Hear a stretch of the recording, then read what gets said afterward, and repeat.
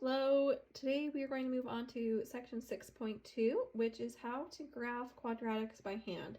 So up to this point, we have talked a lot about quadratics. In Unit 4, you guys learned how to factor with quadratics.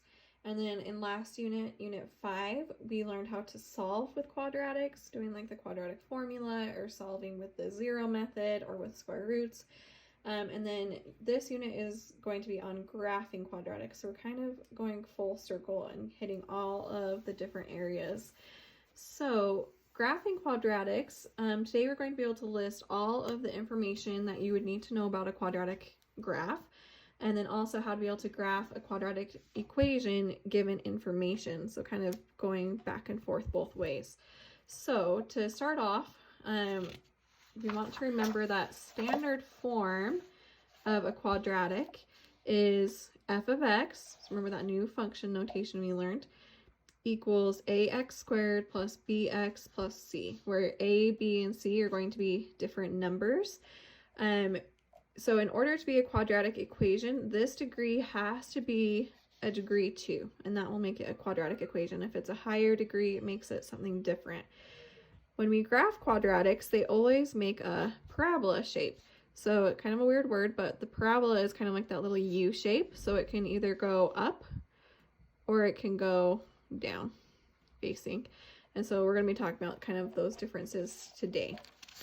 So a parabola is a graph of a quadratic equation. So why talk about it?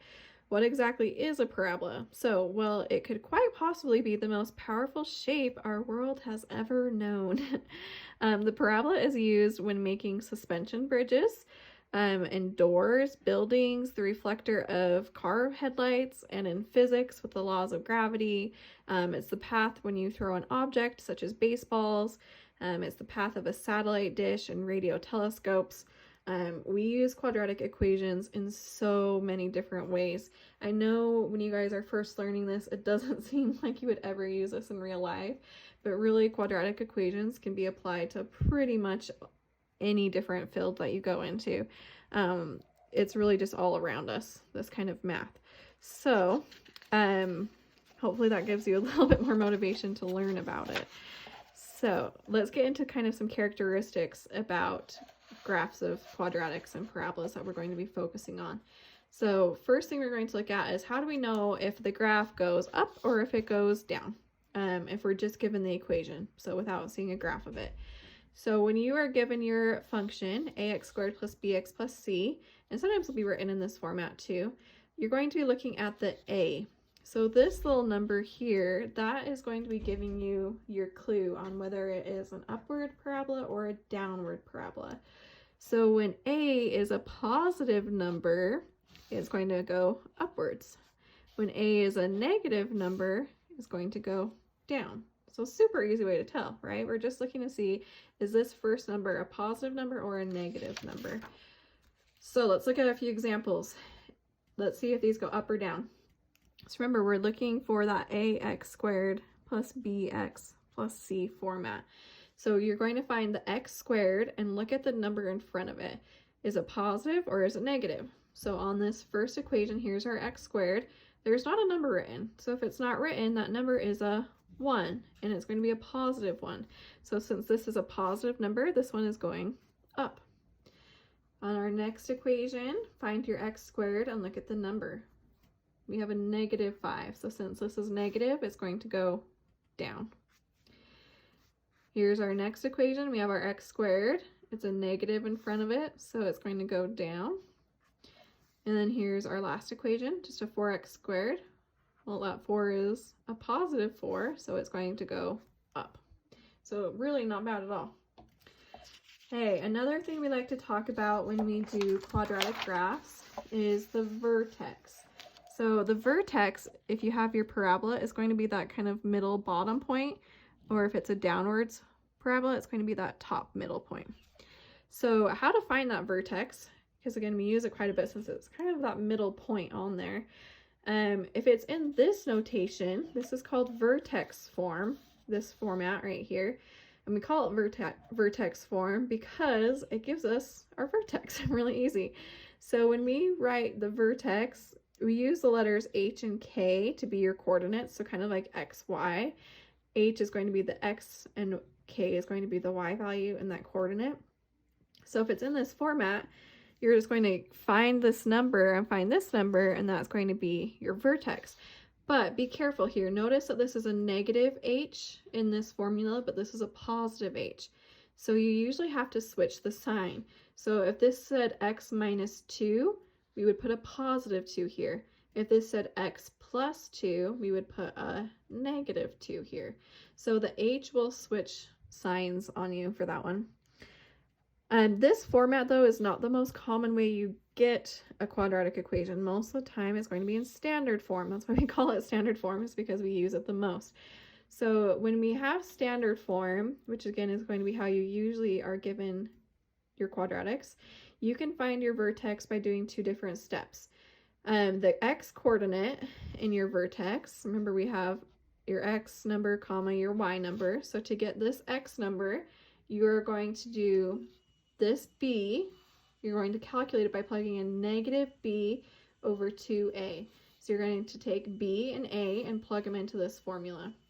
And then the y coordinate going into this portion of your coordinate can be found by just plugging in 0 into your equation and solving for y.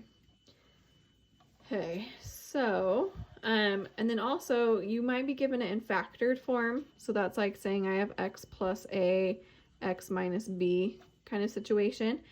If it's factored, you'll just solve for your two different x's. So you would set x plus a equal to 0 and solve, and set x minus b equal to 0 and solve. And then you would add them together and then divide by 2. And that would give you the x coordinate. And then the y coordinate, again, you're just going to plug 0 in. So let's look at some examples of that. I know that kind of was like a lot at once. You're probably like, what in the world is she talking about? So we have some different examples here. These ones are all going to be in that first vertex form. So these are your vertex form. So remember, vertex form is when you have f of x equals a times x minus h in parentheses squared plus k. And your vertex is going to be whatever the h and the k are. But remember, this is negative h, but now this is positive h. So those signs are opposites. We have to switch them. So here we have our vertex, x minus h plus k. Here's the h, here's the k. So to get your vertex, you're going to take that h, but remember, if this is negative 6, then I'm going to plug in positive 6. And then the k, though, doesn't switch the sign. If this is a negative 10, it stays a negative 10. Only the h switches, which again makes it kind of tricky. But the reason we like vertex form is because you literally can just pull those numbers straight out and you have your vertex. You don't have to do anything else. That's your answer. On this one, you have your a times x minus h squared plus k. So this is h, this is k. So to write my vertex, if this is a negative 4 for h, my h value is going to be positive 4. And then k, you just keep the same sign. So this will be a 5. And that's your answer. So this one we have h here and k. So switch it. So if this was a plus 4, then my answer would now be a negative 4. And then k would be a 5. And then last one, here's our function, a times x minus h squared plus k. So that's h, here's k. Again, if this is a plus 4, we're going to switch it to a minus 4 and then keep the same sign on the k. So this will stay a negative 8. And that would be your answer. So we like the vertex form. It makes it really easy. But unfortunately, most of the time, you will not be given vertex form. You will most of the time be given standard form, which is this section. So these are your standard form, how to find the vertex. So these are what you'll be using the most. Remember, standard form is when you have f of x equals ax squared plus bx plus c. So that's what we have here, ax squared plus bx plus c. ax squared plus bx plus c. So when you are finding your vertex, you are going to find x by doing this step first. So here, let's find the x coordinate. You're going to plug in the formula negative b over 2a. So if you think back to when you guys first learned the quadratic formula, remember that a, b, and c come from your formula. Same here. This would be our a, our b, our c. So a is going to be 1, and then b is 6. So we're going to take those two numbers and we're going to plug them in. So I have negative b is going to be negative 6 over 2 times a, which is just 1. Well, 2 times 1 is just 2, and negative 6 divided by 2 is negative 3. So that is going to be the x coordinate. But we still need the y coordinate. So remember, a coordinate is a pair. You should have two numbers. So to get the y coordinate, you are just going to be, it's found by replacing x in the equation and solving for y. So whatever you got for your x value, you're going to replace it back into your equation. So if I got negative 3, that means I'm going to plug it into my function. So essentially you're doing f of negative 3. I should have put more space on these. So we're going to plug negative 3 into the x here and again into the x here, so that we have negative 3 squared plus 6 times negative 3 minus 10. So you can do that by hand. If you really want to, you can plug it into a calculator though. So remember, whenever you're squaring a negative though in your calculator, you need to put it in parentheses or your calculator reads it wrong. So I need that negative 3 to be in parentheses. And then we have plus 6 times negative 3 and then minus 10. And so that gives us negative 19. That is going to be your y coordinate. So this equals negative 19. That's going to be the y coordinate. And that's your vertex right there. So more steps than doing vertex form, unfortunately, but not that bad at the same time. Let's try another one. Let's do this one. So here's A, B, and C. To get x, we need to plug in to this equation. We need negative b over 2a. So if b is 8, I'm going to plug that in and get negative 8 over 2 times a, which is negative 2. So 2 times negative 2 is negative 4. So I get negative 8 over negative 4. Well, those two negatives will make a positive, and 8 divided by 4 is 2. So that makes our x coordinate is 2. So now to get the y coordinate, we're saying, well, when x is 2, what is y? So we need to plug 2 in. So I'm going to do f of 2. I guess it's a g of 2, if we're going to be correct here in our format. So plug 2 in for your x's. You would have negative 2 times 2 squared plus 8 times 2 plus 15. So again, you can do that by hand, or if you have a calculator, it'll be probably a little bit faster. Do negative 2 times 2 squared, then plus 8 times 2, and then plus 15. And you get 23. So if this equals 23, that's going to be my y value. And that would be your answer for your vertex. Okay, so both of these were just in standard form, but these are going to be your factored form. So if it's factored, you could distribute it if you wanted to, or you could do it the other way, which is just taking each of your factors and solving for them. So I'm going to just set each of these parts equal to 0. So I have x equals 0. Those are my favorite ones to get because there's nothing to solve. You're just done. And then set x plus 6 equal to 0. So we would have to minus the 6 over, and we get x equals negative 6.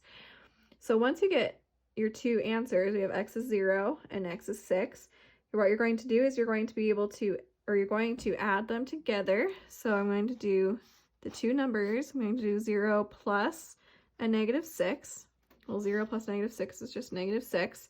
And then you're going to divide by 2. So if I divide those by 2, negative 6 divided by 2 is negative 3. That's going to be your x coordinate. So we just got our x, I'll put it right here, negative 3. And then now we need the y value. So just like in these ones, once you get that x value, you're going to plug it in. So I'm going to do f of -3, and that's going to give you the y coordinate. So if I plug -3 into our equation, we have -3 times -3 plus 6. This one will probably be easy to just do by hand. -3 plus 6 is +3. -3 times 3 is -9. So that's going to be your y value. So your coordinate is at -3, -9. Okay, let's do that one more time. I kind of took a lot of space on this stuff. I wrote into my space for this one. So when you're in factored form, you're just going to set each of these equal to 0. So x plus 4 equal to 0. If we minus the 4 over, we end up getting x equals -4. For x minus 2 equals 0, we would add 2 over and we get x equals 2. So first just solve for those, which you guys learned last unit. And then once you get those two numbers, you're just going to add them together. So I have -4 plus 2, which is -2. And then we divide that by 2. So -2 divided by 2 is -1. So here's your steps. First, you're going to solve each factor. And then step 2 is you're going to add together those two numbers. Step 3 is divide by 2. Okay, and then that is your x value.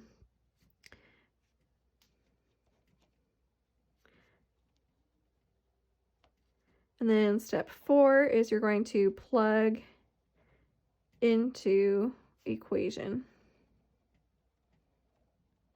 to find y, just like we've been doing. So we're going to take this -1 and plug it into our formula. So g of -1, that means to do -1 plus 4. If I plug it in, and if I plug it into here, -1 minus 2. So if I just solve these really quick, -1 plus 4 is 3. And -1 subtract 2 is -3. 3 times -3 is -9. So that's your y value. So that means your vertex is, here's your x value that we got was -1. And when we plugged -1 in, we got -9 back. That's your y value. And that would be your answer. So those are probably the, I guess, trickier ones. You just have more steps to do on those factored formats. But you won't see this format very often. Most of the time, you will be given it in standard form or vertex form, and I feel like factored form is the least amount that you'll see. And if worse comes to worse, if you can't remember how to do the factored form, you could always just FOIL these and it would turn into standard form, and you could just do it that way. So okay, another thing we like to do is find the x-intercepts. So remember your x-intercepts, that is where you cross the x-axis. So whenever you're crossing the x-axis, let me draw my little graph here. If I'm on my x-axis, my y value is at 0. So your coordinate will always have 0 for the y value and some x value as you're crossing the x-axis. But y is always at 0. You're not up or down. You're just right on that x-axis. So you have kind of some different choices. Again, depending on what format you're given. If it's in vertex form, you can solve by square roots. If it's in standard form, you can factor it and set it equal to 0, just like we did last unit. And then later, you can use your calculator to find the zeros. And I'll show you how to do that later. Those are going to be your x-intercepts. So, and then you can always also do the quadratic formula. I know the quadratic formula is usually not people's favorite thing to do, but one good thing about the quadratic formula is it always works. So it's just fail-proof. So don't hate on it too much. So let's do some examples of finding the x-intercepts, depending on, again, which format you're given. So notice this one's in standard form. We have ax squared plus bx plus c. This one's in factored form, where you have your two factors. So we're going to kind of solve them a little bit different. So if it's in factored form, first you want to see, can you factor it? Because that's going to, or if it's in standard form, see if you can factor it. So we have x squared plus 7x plus 6. We want to think what multiplies to be 6 but adds to be 7. And 1 and 6 would work. 1 times 6 is 6, but 1 plus 6 is 7. So this would factor to be x plus 6, x plus 1. Once you have it factored like this, you can just set each of these equal to 0. So we have x plus 6 equals 0, and then solve. So to get rid of that plus 6, I need to subtract 6, which gives me x equals -6. Same on this one. If I have x plus 1 equal to 0, I would need to minus the 1 over, and I get x equals -1. So once you have those are your x-intercepts. Remember, I tried to emphasize that in our last unit, that when you were solving your quadratics, you're essentially finding those x-intercepts. You're saying my parabola crosses at -6 and it crosses at 1. So our graph here, I have a point at -1 and at -6. So my parabola is going something like this, where I'm crossing at -6 and -1. So if I want to write those x-intercepts as a coordinate pair, we would say this point is at -6 and then 0 for y, since we're just sitting on the axis. And this point would be -1, 0. And those would be your x-intercepts in coordinate form. So, I mean, you guys know how to find x-intercepts. We just spent a whole unit doing it. So factor it, set them equal to 0. Those are your x-intercepts. If it's already factored, like this one, that's took part of the workout for you, you just set it equal to 0. So if I start solving this one, first we would minus the 1 over. Those cancel, and we get 2x equals -1, and then we divide by 2. So x equals -1/2. So my x-intercept is at -1/2, 0. And then on this x-intercept, set x minus 3 equal to 0. Get rid of that -3 by adding 3 to each side, and we solve and get x equals 3. So the x-intercept for this one is at 3, 0. And those are your x-intercepts. So again, you guys have done this for a whole unit. So it should hopefully be kind of familiar for you. That's what we were doing all of Unit 5. Hey, y-intercepts. Those are where we're crossing the y-axis. So just like on before, if we're on the y-axis, that x value is at 0. I'm not left or right. So when I write my y-intercept, my x value will always be 0. And then whatever the y is that I'm going up or down. So to find y-intercepts, you're just going to plug 0 in for x. So we're going to plug x equals 0 in. So that means to do f of 0. So wherever there is a x, put a 0. You have 2 times 0 squared minus 6 times 0 plus 13. The nice thing about zeros is they go away. 0 squared is 0. 2 times 0 is 0. That whole thing just equals 0. 6 times 0 is 0. So I have 0 minus 0 is 0. Plus 13 is 13. That's your y-intercept. So remember, x is 0. We even plugged 0 in, so it has to be 0. But then your y value is this. So your x value will always be 0, and then your whatever you get back is your y. So let's plug it in for this one. Again, you're just plugging 0 in, so this would be like g of 0. Wherever there's an x, put a 0.